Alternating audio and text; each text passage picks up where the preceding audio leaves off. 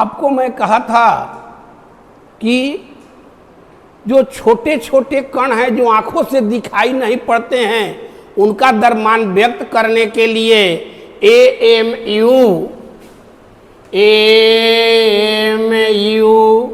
या यू का उपयोग किया जाता है, जिसका फुल फॉर्म मैं आपको बताया था एटॉमिक मास यूनिट, जिसको बोलिएगा परमाणु द्रव्यमान मात्रक, या यू का फुल फॉर्म है यूनिफाइड मास, जिसे आप बोलिएगा एकांक द्रव्यमान या एकीकृत द्रव्यमान। और इसका मान मैं लिखवाया था 1.66 गुने 10 के पावर -24 ग्राम।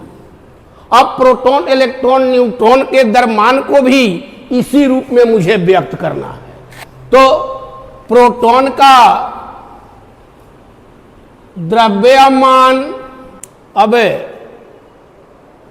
प्रोटॉन का द्रव्यमान यू में बदलने के लिए यू के मान से भाग दे देंगे, तो यह होगा 1.673 गुने 10 के पावर -24 ग्राम बटा में यू के वैल्यूआ से भाग देंगे तो 1.66 गुने 10 के पावर -24 ग्राम, ग्राम ग्राम कट गया। अब इस यू के वैल्यूआ यही था तो यहाँ मात्रक हो जाएगा यू।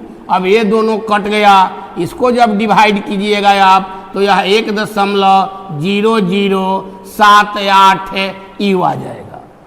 1.0078 यू, इसको लगभग में क्या बोलिएगा भाई? तब हम लोगों का एक देहात में कहावत है कि क्या चिल्लर के दांत गिन ले बड़।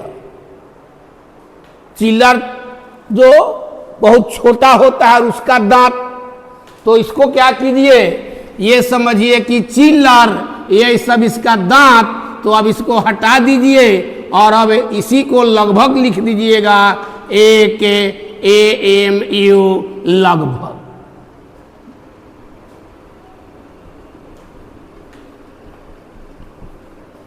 तब एक प्रोटॉन का द्रव्यमान मेरा 1 यू आया। इसी तरह से न्यूट्रॉन का द्रव्यमान होता है इससे थोड़ा सा अधिक। अब यहीं पर याद भी कर लीजिए, प्रोटॉन का द्रव्यमान 1.673 गुने 10 के पावर -24 है, तो न्यूट्रॉन के द्रव्यमान के लिए 3 के जगह पर 5 लिख दीजिए और बाकी सब बात वही रखिए।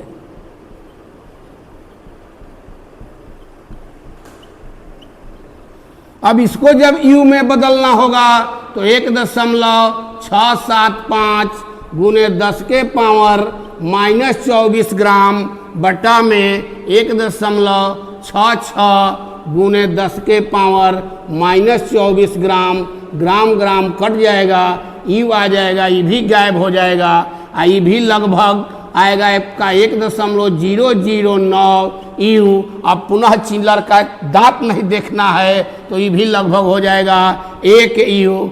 तो भाई रे, प्रोटॉन का भी द्रव्यमान 1 यू लगभग, न्यूट्रॉन का भी द्रव्यमान 1 यू लगभग। अब इलेक्ट्रॉन का द्रव्यमान जब लाइएगा तो वो लगभग 0 यू आएगा। इलेक्ट्रॉन का द्रव्यमान होता है 9.11 गुने 10 के पावर -28 ग्राम। अब इस द्रव्यमान को यू या AMU में बदलने का वही पुराना प्रोसेस जैसा आप प्रोटॉन और न्यूट्रॉन में बदले थे।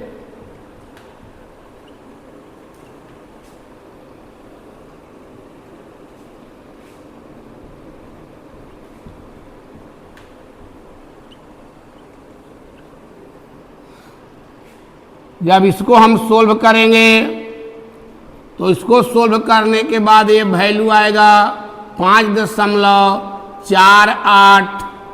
अब गुने 10 के पावर -24 को ऊपर ले जाएंगे तो ये हो जाएगा 10 के पावर -28, ज्यों का त्यों रखे, गुने 10 के पावर -24 ऊपर जाकर +24 हो जाएगा। ये ग्राम ग्राम कैंसिल हुआ अब मात्रक हो जाएगा U।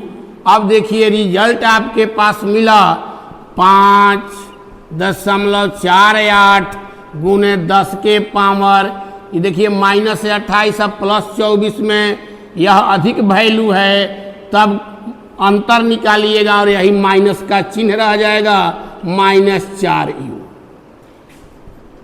अभी 10 के पावर -4U का मतलब होगा कि 5.48, इसको लिखना होगा तो गुना 1/10 के पावर 4 लाइएगा।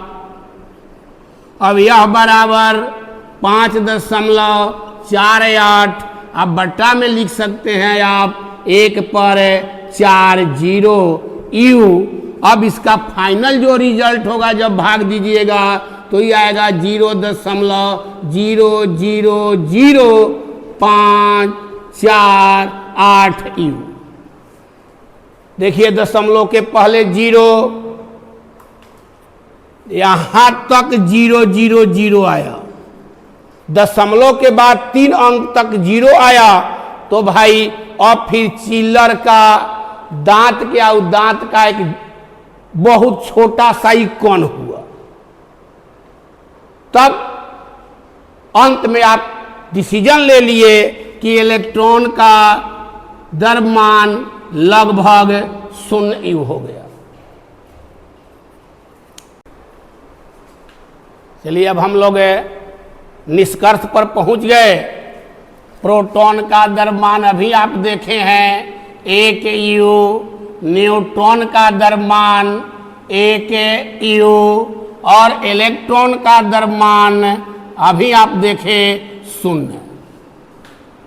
तब परमाणु में यही 3 मौलिक कण हैं, इसका द्रव्यमान आप 0 कर लिए, तब परमाणु का द्रव्यमान मेनली निर्भर किया प्रोटॉन और न्यूट्रॉन पर। अभी कल्पना कीजिए हमेशा के लिए, जैसे हम प्रत्येक आदमी अपने आप को परमाणु मान लिया जाए और ये जो सर का बाल है इसको मान लीजिए इलेक्ट्रॉन।